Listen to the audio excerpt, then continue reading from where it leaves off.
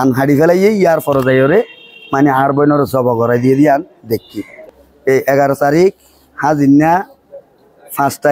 বললে টেলিফোন করছি বইন শব্দ নাই আরাম আছি কোনো টেনশন নকরিস আর কোনো অশান্তি নেই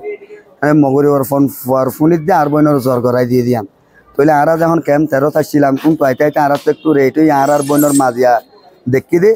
হান হাড়ি ফেলাইয়ে ইয়ার পরে যাই ওরে মানে আর বইনের জব করাই দিয়ে দিয়ান দেখি না কোনো যখন নছিল একটু বেগুন কম আসছি তাহলে গম রক্তম মারে তাহলে আর আকলে আই লই দিয়ে তাহলে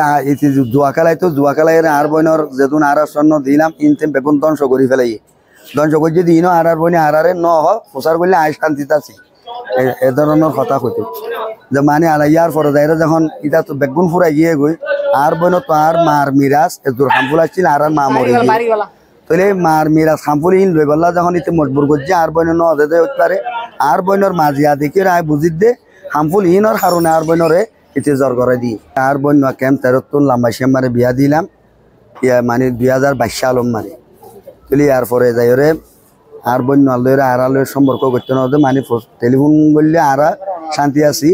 এ ধরনের আর হতা হতে আর শান্তি আছে এ ধরনের চাইতাম তাহলে আর পরে তো যাই ওরে আর বনে